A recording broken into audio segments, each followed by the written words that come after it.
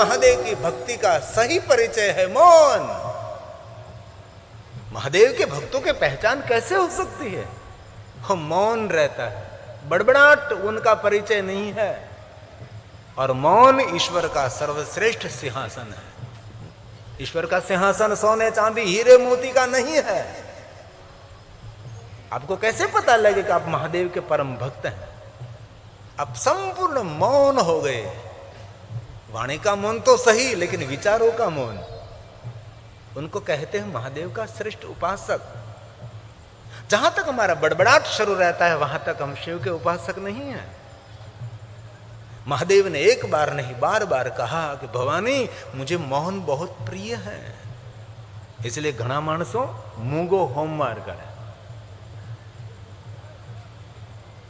घना मानसो उभा सोमवार करे। आડા તો રોજ કરતા જોઈએ આપણે. हमारा महात्माओं પણ ઘણા ખડેશ્વરી મહાત્માઓ છે. આજે पूज्य महंत श्री पूज्य बापू महादेव गिरी बापू बता रहे थे मुझे कि धिंगेश्वर महादेव ना सानिध्य में 1 महीना सुधी उभा रहीने मैं तपस्या करी थी. आ तप ए ज ऊर्जा है. त्यारे जे आपनी ऊर्जा ने आभा जे फैलाई रही है, आपनो जे भाव है ने आपनो जे समाज पर प्रभाव है, ए तपनु फल है, ए तपनी साधना है. अने चैत्र मास तो खास अमारा महात्माओं धूणी तापे. धूणी तापવાનો समय क्या कार्तक माक्षर नहीं. धूणी तापવાનો समय है चैत्र मास. अने चैत्र मास में क्यों समय पाछो 12 वाग्या થી 3 वाग्या सुधी बरोबर सूर्यनारायण जायमा होय अने चारों तरफ अग्नि ने प्रकट करे. अने कोई महात्मा मस्तक ऊपर पण अग्नि राखे अने खुल्ला शरीरे भस्म लगावीने जे महात्मा बैठो है. आवा अनेक महात्माओ छे. आ चैत्र मास धूणी तापવાનો महिमा है. अग्नि वर्षा सूर्यनारायण करता होय अने चारों तरफ अग्नि होय. केवी सहनशीलता, केवी सहन शक्ति. सूर्य तपे छे तो प्रकाश आपे, दीप जले छे तो प्रकाश आपे छे. तप वगर जगत में कोई प्रभाव नहीं, तप वगर जगत में कोई प्रकाश पण नहीं. मने बहुत बात गमी. अने तप करवानो समय होय तो युवानी छे, कोई कठिन व्रत करवानो समय होय तो युवानी छे. शरीर एक बार जर्जरित थया पछी कठिन तपस्या थई शकती नहीं. शरीर तमारो सशक्त छे, तमे एकदम स्वस्थ छो, आप तपस्या करी शको, साधना उपासना अनुष्ठान करी शको छो. તેથી દરેક યુવાને પોતાની 35 થી 40 વર્ષની ઉંમરમાં બધા જ અનુષ્ઠાનો કરવા જોઈએ. આપણી દીકરીઓ કેટલા વ્રત કરે છે, દીકરાઓ કેટલા વ્રત કરે છે, એક પણ નહીં. જે રીતે દીકરા દીકરીઓ માટે વ્રતોની શૃંખલા છે, એવી રીતે દીકરાઓ માટે પણ વ્રતોની શૃંખલા છે. જે કોઈ યુવક શિવનું વ્રત કરે છે, અભાર્યો લભતે તે ભાર્ય સુશલામ ચ પતિવ્રતામ. આપણી દીકરીઓ વ્રત કરે, યોગ્ય વર્તને પ્રાપ્ત થાય. એ રીતે છોકરાઓ પણ વ્રત કરવું જોઈએ. અભાર્યો મતલબ કુંવારો. કુંવારો દીકરો કોઈ શિવનું વ્રત કરે છે, અભાર્યો લભતે ભાર્યા. કેવી પત્ની મળે? ભાર્યા પત્ની. સુશીલામ પતિવ્રતામ. સુશીલ ચતુર પતિવ્રતા પવિત્ર નારી યુવકને પ્રાપ્ત થાય છે. તેથી જીવનનો ઉદ્ધાર કરવો હોય તો મહાદેવની ઉપાસના કરવી, શિવની સાધના કરવી. શિવ સાધના વગર આ જીવનો કોઈ દી ઉદ્ધાર નથી. ભગવાન મહર્ષિ વેદવ્યાસજી શિવ મહાપણ અંતર્ગત કહ્યું છે કે જે મનુષ્ય શિવ ઉપાસના કરે છે તેનો છેલ્લો અવતાર સમજો. તે જીવાત્મા સ્વતંત્ર બને છે. એ જીવાત્મા જન્મ પણ લઈ શકે છે, આ જન્મ પણ રહી શકે છે. મુક્તિનો અર્થ એવો કોઈ નથી કે નિષ્ક્રિયતા. મુક્તિનો અર્થ છે એ જીવાત્મા સ્વતંત્ર બને છે, જન્મ પણ લઈ શકે છે, આ જન્મ પણ રહી શકે છે. દેવલોકમાં રહી શકે, દેવીલોકમાં રહી શકે, શિવલોકમાં રહી શકે, બ્રહ્મલોકમાં રહી શકે છે, ઇન્દ્રલોકમાં રહી શકે, સુરલોકમાં રહી શકે. શિવલોક નહીં, જેમને યોગ્ય લાગે તે વિચરણ કરનારો આત્મા, તેને મુક્ત આત્મા કહ્યું. મુક્તિ એટલે બંધન નહીં. તેથી આ ચૈત્ર માસ એ તપસ્યા કરવાનો મહિનો છે. અને એ ખાસ યાદ રાખવું, ઘણા લોકો અત્યારે લીમડો બહુ ખાય, લીમડાનો કોલ ખાય, લીમડાના પાંદડા ખાય, પણ એની પદ્ધતિ અલગ હોય છે. વૈદ્યને પૂછ્યા વગર આ બધું ન ખાવા મળે. કોઈ વૈદ્યની સલાહ સૂચન કરવું પડે. વાત પિત્ત અને કફ વાળા માણસોએ કઈ રીતે લીમડાનો રસ પીવો, આ તો મારા જે કહ્યું એટલે હવ મળે ખાવાનું, હવ મળે પીવાનું, એવું નથી હોતું. ઘણી વાર એ જ લીમડો આપણા માટે ઝેર બને અને એ જ લીમડો આપણા માટે અમૃત પણ બને છે. સૌ માટે એક સરખી દવા ના હોય. કોઈ ટેબ્લેટથી તમને કોઈ રોગ સારો છો તો એ ટેબ્લેટ તમે બીજાને ના આપી શકો. કારણ કે આયુર્વેદિક ના જે વૈદ્યો છે તેની સલાહ સૂચન અનુસાર કોઈ પણ દવા લેવી, દવાની થેલીઓ ભરીને સાથે ન રખાય. એન્ટીબાયોટિક તો ખતમ કરી દે. આજે દુનિયા કેટલી રોગસ્ટ થઈ છે. ડોક્ટરની સલાહ વગર કોઈ પણ વસ્તુ ખવાય નહીં, દવા લેવાય નહીં. જેમ આપણા ઉપર એક સદગુરુ હોય એમ આપણા પરિવાર ઉપર એક આપણો વૈદ્ય પણ હોવો જોઈએ. તેને રાજવૈદ્ય કહેતા. રાજાનું બધું ધ્યાન રાખતા હતા, રાજવૈદ્યો હતા. જેને ફેમિલી ડોક્ટર પણ આપણે કહી શકીએ છીએ. તેથી સૌ માટે એક સરખું ન હોઈ શકે. સૌની તાસીર અલગ હોય. કોઈને વાત, પિત્ત, કફનો પ્રકોપ હોય તો સૌ માટે અલગ અલગ તેની પદ્ધતિ હોય છે. તો ચૈત્ર માસ આરોગ્યને પ્રાપ્ત કરનારો મહિનો છે. આ મહિનામાં આરોગ્ય મળે છે, માણસ તંદુરસ્ત બને છે, પસીનો શરીરમાંથી નીકળે છે. તેથી માણસ આરોગ્યથી ભરપૂર રહે છે. આ ધૂણી તાપવાનો મહિમા છે. અમને ખબર છે, અમે નાનકડા હતા ત્યારે અમારા પિતાજી 12 વાગે બેસી જતા હતા, 3 વાગ્યા સુધી ધોમ ધકતા તડકાની અંદર બેસતા હતા. અમે રડી પડતા હતા. અને તપસ્યાનું જ ફળ હોય છે. તેથી યુવાન ભાઈઓ બહેનો તપસ્યા કરવી. ધૂણી રે ધખાવી બેલી અમે તારા નામ, અને કેટલું પ્રસિદ્ધ છે. કથામાં અમે ઓછું ગાઈએ છીએ, પણ એક પંક્તિ ગાઈએ.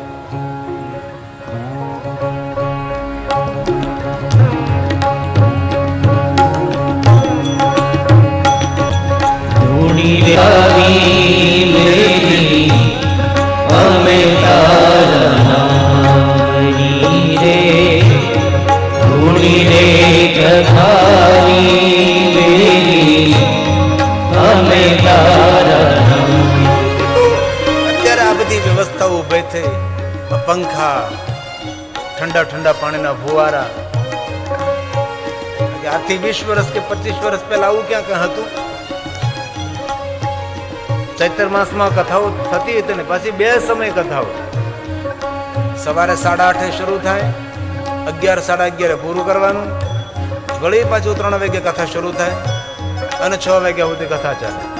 ઉપર નહીં કોઈ પંખો હોય અને નહીં કોઈ ઠંડા પાણીનો ફુવારો હોય. આવી રીતે કથાઓ થતી હતી.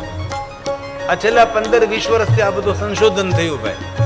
પેલા હવે ક્યાં કથાના મંડપો હતા, સામાન્ય બુંગણ બાંધેલા હતા, તરફાળ બાંધતા હતા, અને નીચે આવા ક્યાં ગાડલાઓનો સોફા હતા, વેકરો પાથરી દેતા હતા, વેકરામાં સૌ બેઠા હતા, રેતીમાં બેઠતા હતા.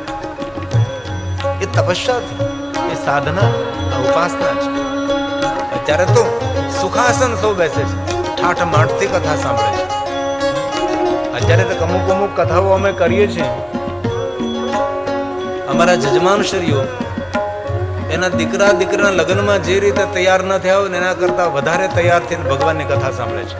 9 દિવસના યુનિફોર્મ, 9 દિવસના કપડા. અરે કોઈ કથામાં તો સ્પેશિયલ એક બ્યુટી પાર્લર ખોલવામાં આવે. સવારથી બધા તૈયાર થઈ એક ભાઈઓ માટે તૈયાર થવાનું, બહેનો માટે. એટલા સુંદર ઠાઠ માઠ. અમે તો ખૂબ રાજી થઈએ. કોઈ ઓફિસરને, કોઈ પ્રોફેસરને તમે મળવા જાઓ છો, કેટલા સુંદર તમે સૂટ બૂટમાં તમે સુંદર તૈયાર થઈને તેમને મળવા જાઓ છો. તો અહીં કોઈ ઓફિસર પ્રોફેસરને મળવા નથી આવતા, અહીંયા સાક્ષાત મહાદેવને મળવા માટે આવીએ છીએ. તેથી સુંદર શણગાર કરી, સુંદર તૈયાર થઈને આવીએ, લગર વગર નહીં. હવે તો યુગ સારો આવ્યો છે. અમે જ્યારે કથા ક્ષેત્રમાં પ્રવેશ કર્યો આજથી 30 વર્ષ પહેલા, ત્યારે તો ફક્ત વડીલો કથા સાંભળવા આવતા હતા. કોઈ હુવારોને, કોઈ પુત્ર વધુને કથા સાંભળવા જવું હોય તો પણ તેને જવા નહીં દેવામાં આવતી હતી કે તું ક્યાં કથા સાંભળવા જેવડી છે. અને જેને સાંભળાતું બંધ થાય ને એ કથા સાંભળવા આવતા હતા. આ દશા અમારા સૌને હતી. હવે તો આ દુનિયા બદલી મહાદેવ બાપુ. હવે તો આખું પરિવર્તન થયું છે. અમે તો ગૌરવ કરીએ છીએ કે આજે કથાની અંદર જેટલા વડીલો હોય છે એના કરતા યુવાન દીકરા દીકરીઓ વધારે કથામાં બેઠા હોય છે. આપણું ભવિષ્ય છે. આપણા સૌનું એ સૌભાગ્ય છે ભાઈ. હવે 60, 70, 80 વર્ષે શેષ જીવન બાકી રહ્યું તો કોઈ ભાગ્ય કોઈ વિશેષ કાર્ય કરી શકે છે? બાકી જે કાંઈ જીવનના નિર્ણયો લેવાના છે, યુવાન દીકરા દીકરીઓ જીવનના નિર્ણયો લેવાના છે. કથા પણ એક તપ છે, કથા એક સાધના છે, કથા એક અનુષ્ઠાન છે, કથા એક ઉપાસના છે. તે ત્યાં 3-3, 4-4 કલાક બેસે કોઈ નાની વાત નથી. ઘરમાં આપણે 10-15 મિનિટ એક સ્થાન પર બેસી શકતા નથી, અને આ 3 કલાક આપણે પ્રભુના નામ ઉપર બેસીએ છીએ. આ તપ છે. આ ભજન મેં કથામાં બહુ ભાગ્યે જ ગાઈએ છીએ. અભિષેક કરતે આ કઈ નાની વાત નથી. આ ઠંડીના દિવસોમાં આ તપ ન થઈ શકે, આ ચૈત્ર માસમાં થાય. અને આપણે તો એકાદશીનો ઉપવાસ કરીએ તો કેટલું ફરાળ દાબી જાય. સોમવાર હોય તો સૂકી ભાજી, સાંબાની ખીર, રાજગરાની પૂરી, દૂધીનો હલવો, ફરાળી ભાખરી, ફરાળી સબ્જી, ફરાળી ભજીયા. આ ઉપવાસ છે કે વાસ છે?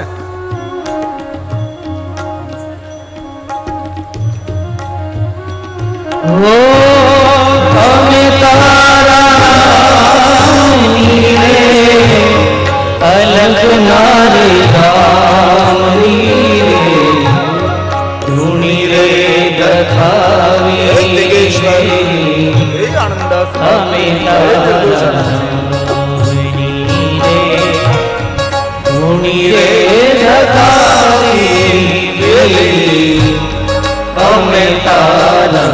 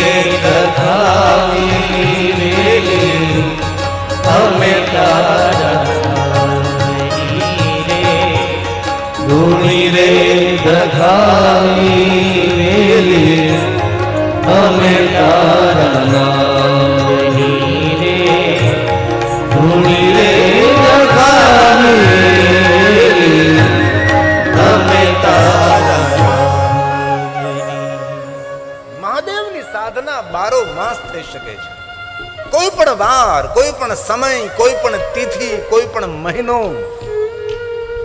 કે શિવની દુનિયામાં કોઈ વાર નથી, શિવની દુનિયામાં કોઈ તિથિ નથી, ત્યાં કોઈ મહિનો નથી, ત્યાં કોઈ વર્ષ નથી, ત્યાં કોઈ અયન નથી, ત્યાં કોઈ યુગ નથી, કલ્પ નથી. નિરંતરતા, નિરંતરતા. इसलिए કોઈ પણ માણસ કોઈ પણ સમયે ભગવાન શિવની પૂજા કરી શકે છે. કાલ ચોઘડિયામાં કોઈની પૂજા ન થાય, મારા મહાદેવની પૂજા થાય. ઉદ્વેગમાં કોઈની પૂજા ન થાય, ઉદ્વેગ દૂર કરનારો શંકર છે, શિવની પૂજા. સભી તીર્થોમાં શિવની પૂજા છે. અન્યત્ર વા સ્થલે પ્રસિદ્ધાની यानी यानी तीर्थानी, कोई भूमि ऐसी नहीं जहां भगवान महादेव નથી. આટલા સરળ દેવ ભગવાન શિવ છે. આ બ્રહ્મા જે બોલ્યા છે, પૃથ્વ્યામ યાની લિંગાની, પૃથ્વી પર કેટલા શિવલિંગો છે એની કોઈને ખબર નથી. અને એક વાત યાદ રાખજો, તીર્થ ને તીર્થ ત્યારે જ કહેવાય જ્યાં શિવ બિરાજતા હોય. શિવ ન હોય તેને તીર્થ ન કહેવાય. પુરાણ ને ધર્મ પુરાણ ત્યારે કહેવાય જેની અંદર મહાદેવનો મહિમા હોય. ધર્મશાસ્ત્ર ને ધર્મશાસ્ત્ર ત્યારે કહેવાય તેની અંદર મહાદેવનો મહિમા હોય. તે 18 પુરાણમાં શિવનો મહિમા છે. દરેક આપણા ધર્મશાસ્ત્રોમાં શિવ છે. શિવ વગર કોઈ ધર્મશાસ્ત્ર નહીં, શિવ વગર કોઈ ધર્મ પુરાણ નહીં, શિવ વગર કોઈ તીર્થ નથી, અને શંકર ભગવાન વગર કોઈ ગામ નથી. શિવ આપણા સૌનો આધાર છે, શિવ આપણા સૌનું મૂળ છે. તેથી આ બ્રહ્મા સ્વયં કહે છે કે નારદ સાંભળો તમે, પૃથ્વ્યામ યાની લિંગાની, તીર્થે તીર્થે શુભાની, મંગલ કરનારો, શુભ કરનારો, સર્વ રીતે સુખ આપનારો ભગવાન શિવ છે. અન્યત્ર વાસલે પ્રસિદ્ધાની સ્થિતાની વૈ, પ્રસિદ્ધાની સ્થિતાની વૈ. સર્વેષામ શિવલિંગાનામ મુને સંખ્યા ન વિદ્યતે. એક એક ગામમાં કેટલા શિવલિંગો છે તમે જોવો તો ખરા. આ મોટા દડવામાં કેટલા ભગવાન મહાદેવના શિવ સ્થાનો છે, સંખ્યા ન વિદ્યતે. સર્વલિંગામય ભૂમિ, સર્વલિંગામય જગત.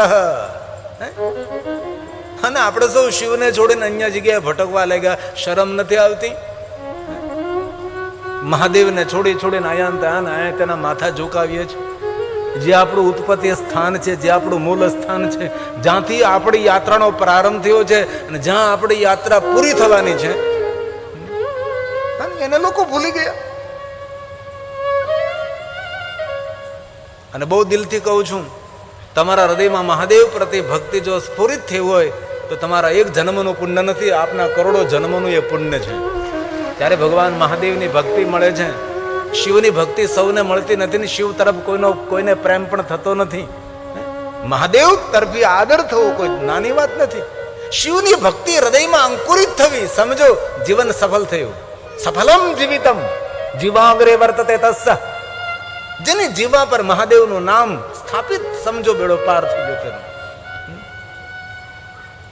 તેથી કોઈ પણ વિચારધારા સાથે જોડાયેલા હોય, શિવનો અનાદર કરવાનો કોઈને અધિકાર નથી. શિવની ભક્તિ છોડવી નહીં ભાઈ. આપણે સૌરાષ્ટ્રમાં ઘણા ગામડાઓમાં રિવાજ છે, કોઈ પણ સંપ્રદાયમાં, કોઈ પણ વિચારધારામાં, કોઈ પણ જગ્યાએ જોડાયેલો, પકડાયેલો, પુરાયેલો હોય, પણ તેનો જ્યારે અંત થાય ત્યારે તેના નામનો દીવો શિવાલય મૂકવામાં આવે છે. શા માટે ભાઈ? કારણ કે દીપ ત્યાંથી પ્રજ્વલિત થયો હતો, અંતે દીપની ગતિ શિવની તરફ જ હોય છે. દીવો કોઈ જગ્યાએ મૂકવા જવામાં નથી આવતો. એક ચોક્કસ સંપ્રદાયનું ગામ હતું, તમે પૂછું કે તમે કોઈ શિવના નથી માનતા, તો આ તમે કોઈ તમારા ગામમાં ગુજરી જાય તો તેના નામનો દીવો ક્યાં મૂકવા જાવ? તો કે રસ્તે રજળતો કરી દે. મેં કીધું એ હારું, લ્યો બહુ હારું, રસ્તે રજળતો કરી દે. ગમે ત્યાં રસ્તામાં 4 રસ્તા હોય, ગમે ત્યાં મૂકી દે. આવું હોઈ શકે? અને એક વાત કહું, ક્યારેક અવસર મળે ને, શિવાલયોમાં જે માણસ એકવાર દીપમાળા કરે છે ને, જન્માંતરનું અંજવાળું થઈ જાય છે. અમારા એક ભિક્ષા વૃત્તિ કરવાવાળા મહાત્માજી ગામમાં રોજ ભિક્ષા લેવા માટે જાય, પણ ગામનું એક ઘર એ બેન કોઈ દી ભિક્ષા આપે જ નહીં. બોલો, એમ જ કે હાથ હારા નથી. જેને ભિક્ષાવૃત્તિ કરવી તેને ખબર હોય, આમ ભિક્ષાવૃત્તિ કરવા જાય ને એટલે આપણે શબ્દ કરીને ઉભા રહીએ, એટલે થોડી વાર ઉભા રહીએ કે હાથ હારા નથી મહારાજ. ભિક્ષા આપવામાં જેના હાથ હારા ન હોય એના છોકરા આપે છે હારા ન હોય. કારણ કે ચકીએ દળાવા આપ્યું છે, ઓલો મહારાજ કેટલીક વાર ઉભો રહે. એમાં મહારાજ રોજ માટે ભિક્ષાવૃત્તિ કરવા ગામમાં જાય. આમાં એક ઘરના એ બેન રોજ જાય, આપે નહીં તોય જાય. હવે તો ઠીક છે, આ બધા અમારા વૈષ્ણવ સાધુ, રામાનંદી સાધુ, અમારા અતીત બાવાજી બધા માગવાનું બંધ કર્યું છે. બાકી તો 5 વાગે એટલે દંડો લઈને બોઘરો લઈને ઉપડે લોટ માગવા માટે. ને લોટ માગવાનો અવસર ગિરિબાપુને મળેલો છે અને મારો પણ નિજ અનુભવ છે. અમારા પિતાજી કહેતા કે જે ઘરેથી તમને કોઈ દિવસ લોટ ના આપે તો પણ એના ઘરે જવાનું તો ખરું જ. આજની તો કાલ એનું મન બદલશે, આપશે. અને લોટ માગવાનો નિયમ એવો, પાછો લોટ માગવા જાય ત્યારે ચપ્પલ ના પહેરે, ખુલ્લા પગે જ જવું પડે. એટલે લાકડી હારે રાખવી પડે કે હેરીના કૂતરા વાહે થાય. લાકડી વગર લોટે ન જવાય. જે ઘરે કોઈ દિવસ લોટ નથી આપતા, ભિક્ષા નથી આપતા, એનું ઘરે છોડવું અને ત્યાં જવું તો ખરું જ.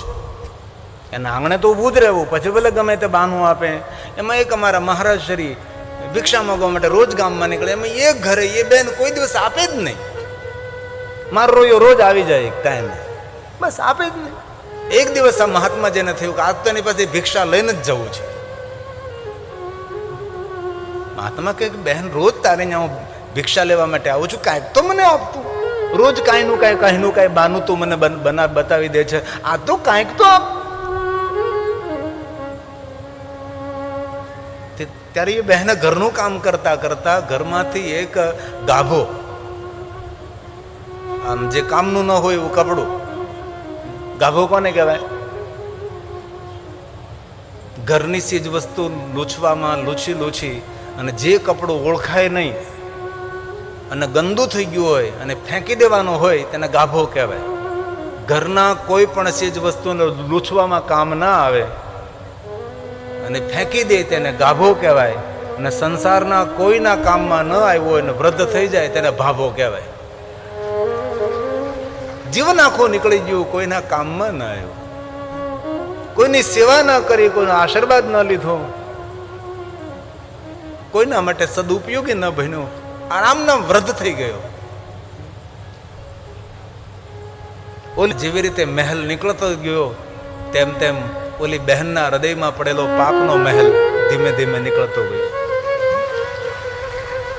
બાપુએ કપડું ચોખ્ખું કર્યું, તડકે સૂક્યું છે, સુકાઈ ગયું કપડું, ને તેમાંથી નાના નાના ટુકડાઓ કર્યા છે અને ટુકડાઓ કરીને તેની સુંદર એક વાટ બનાવી છે. આડી વાટ બનાવી અને ઠાકોરને દીવો કર્યો છે અને ઠાકોરની સામે દીવો પ્રજ્વલિત કર્યો છે. અહીંયા ઠાકોરના મંદિરમાં આડી વાટનો દીવો પ્રજ્વલિત થયો અને અંજવાળું ઠાકોરના મંદિરમાં નહીં પણ અંજવાળું પેલી બહેનના ઘરમાં પડવા લાગ્યું છે. આખા ઘરમાં અંજવાળું. પેલી ગાડી ગયેલી તેને બાજુમાં ગયેલી, આવતો ખરી, મારા ઘરમાં મેં દીવો નથી પ્રજ્વલિત કર્યો અને આ અંજવાળું આ ક્યાંથી એટલું બધું અંજવાળું આવે છે? ત્યારે બાજુમાં રહેનારી સત્સંગી બહેન પૂછવા લાગી છે, ત્યાં કોઈને ક્યાં આપેલું? તો કે હા, ઓલા બાવાજી રોજ ભીખ માંગવા આવે છે, તેને મેલો ગાભો આપેલો, હાલ આપણે જઈએ. સત્સંગી બહેન પહેલી બહેનને લઈને જાય છે મહાત્માની ઝૂંપડી. કે બાપુ એ બધી વાત કરી કે આ બહેને મને કાલ મેલો ગાભો કપડું આપ્યું હતું, ધોઈ નાખ્યું, તેમાંથી આડી વાટ બનાવી ઠાકોરને દીવો કર્યો છે અને ઠાકોરના મંદિરમાં તમારો આપેલો કાપડનો ગાભો એમાંથી દીવો થયો છે ને અંજવાળું તમારા ઘરમાં પડ્યું છે. ત્યારે સત્સંગી બહેન કહે છે કે બહેન, તે કાળી મેલો ગાભો આપ્યો અને તારા ઘરમાં જો અંજવાળું થતું હોય તો જે માણસ પોતાની મહેનતનું કમાયેલું ધન જે સત્કર્મમાં સમર્પિત કરતો હોય છે એની પેઢી ઉજળી થઈ જાય છે. સમર્પણ અને દાન એ દિલદાર અને હૃદયદાર માણસોનું કામ છે ભાઈ. અને શિવ તો એક એવા દેવ છે, ઉદારતાથી ભરેલા દેવ છે. અને બહુ દિલથી કોઈ જીવનમાં શાંતિ મેળવવી હોય તો શિવજીને પાસે જવું પડે. શિવ વગર કોઈ દુનિયામાં શાંતિ આપી જ ન શકે. દેવતાઓ જ્યારે જ્યારે અશાંત બને છે ત્યારે ભગવાન શિવની પાસે જાય છે અને શિવના માટે રોજ બોલીએ શાંતાકારમ શિખર શયનમ. શિખર ઉપર શયન કરનારો દેવ છે, શાંતિ પ્રિય દેવ છે. જેને જીવનમાં શાંતિ મેળવવું હોય તેને શિવજીનું ભજન કરવું. શાંતિ સ્થાયને વિના નહીં. શિવના ભજન વગર આ દુનિયામાં કોઈને શાંતિ મળી નથી અને મળવાની પણ નથી. વિષ્ણુ ભગવાન પણ આ જ વાત નારદજીને કહી હતી, જપ હો જાય શંકર સતનામા, હોય હૃદય તુરત વિશ્રામ, તુરત અનુભવ તો કરજો. ત્યારે મન ઉદ્વેગથી ભરાઈ ગયું છે, મન વિચલિત થયું છે, મન ઇધર ઉધર ભટકી રહ્યું, કોઈ જગ્યાએ ચેન બેચેની લાગે છે, શિવનું ભજન કરજો, મહાદેવને યાદ કરવા લાગજો. શિવ એ શાંતિનો દાતા છે, શિવને શાંતિ પ્રિય છે. આપણે રોજ બોલતા હોય છે અને મહાદેવના ભક્તોને આ કંઠસ્થ પણ હોય છે. આइए साथ में गाएंगे. શાંતાકારમ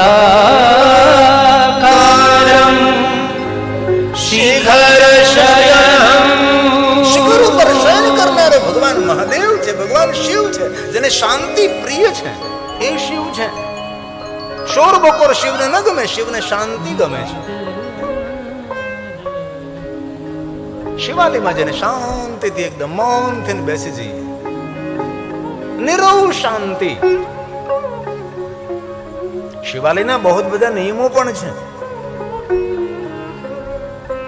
અમે એક શિવાલય નિર્માણ કરી રહ્યા છીએ અને એ શિવાલય આપણું સોમનાથ મહાદેવનું શિવાલય, કૈલાસ મેરુ શિખર શિવાલય. એ શિવાલયનું નામ છે કૈલાસ મેરુ શિખર શિવાલય. આપણું જે સોમનાથ મહાદેવનું શિવાલય છે એ મૂળ પરંપરાનું શિવાલય છે. ત્યારબાદ એવું ભવ્ય દિવ્ય શિવાલય આપણા ગુજરાતમાં નથી બન્યું. તો અમે એક નિર્ણય લીધો, એવું શિવાલય આપણે નિર્માણ કરી દઈએ. શિવાલયની જે મૂળ પરંપરા છે, શિવાલયની જે મૂળ રચના છે, એ લોકોને દેખાડવા માટે કે ભાઈ આ શિવની આ મૂળ પરંપરા છે, શિવનું શિવાલય કઈ રીતે હોવું જોઈએ.